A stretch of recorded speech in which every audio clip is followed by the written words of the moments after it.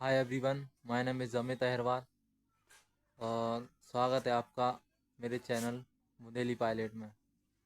जैसा कि आप लोगों को पता ही है, मेरा सिलेक्शन असिस्टेंट लोको पायलट में 2024 वाली भर्ती में हुआ है। तो मेरा ज्वाइनिंग और रिपोर्टिंग था 13 जनवरी को। आप लोग ने वीडियो तो देखी होगी ज्वाइनिंग वाली। 13 जनवरी को मेरी रिपोर्टिंग थी और मुझे जबलपुर डिवीज़न अलॉट हुआ है। मैं आरआरबी भोपाल से हूँ। तो मेरे को 13 जनवरी को रिपोर्ट करना था, मेरी ज्वाइनिंग भी थी। फिर ज्वाइनिंग में ऐसा क्या हुआ कि मेरे को घर वापस आना पड़ा और ज्वाइनिंग भी नहीं हुई अभी। क्या कारण रहा, क्या मेरी ज्वाइनिंग कैंसिल हुई या फिर मेरे डॉक्यूमेंट में कमी रह गई, तो वो सब कुछ जानने के लिए आप आगे पूरा वीडियो देखना। तो भाई ऐसा था कि मैं निकल गया था रात 12 जनवरी को रात को अपने घर से।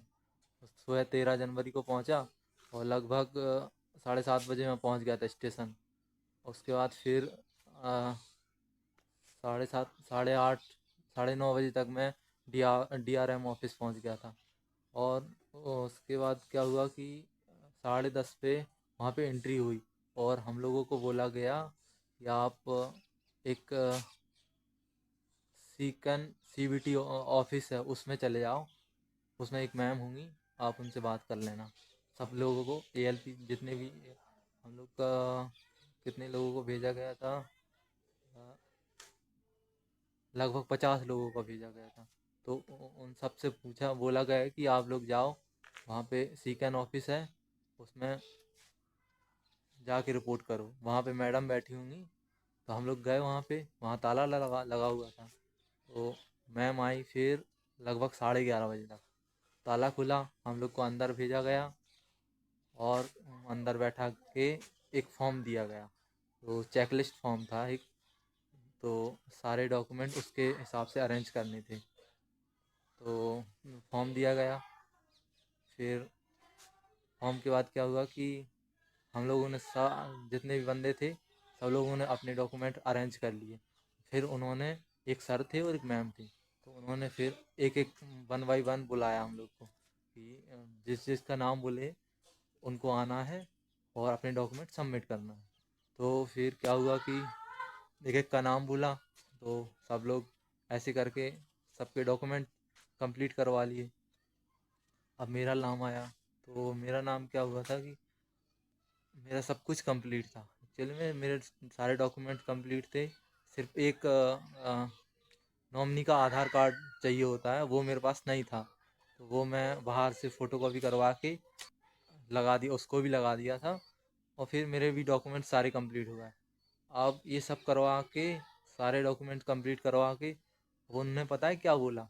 सबसे बड़ा सीन तो यही हुआ कि उन्होंने बोल दिया भाई कि हम जिस ट्रेनिंग सेंटर में आप लोगों को भेज रहे हैं उस ट्रेनिंग सेंटर में अभी जगह नहीं है।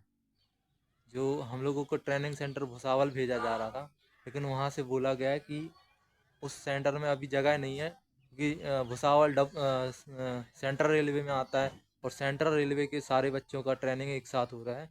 इसलिए हम लोगों को बोला गया कि अभी WCR वालों को बच्चों को किसी को नहीं भेज रहे हैं।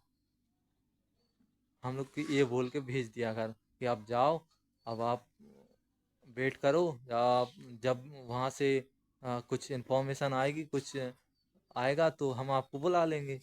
तो इसलिए हम लोग को सारे जो 50 लोग गए थे सबको वापस भेज दिया। और उसके साथ साथ जो हमसे पहले और भी जो लोग गए थे, बंदे गए थे, उनको भी ऐसे ही बोल के भेज दिया क्योंकि उनके पास ट्रेनिंग सेंटर था नहीं।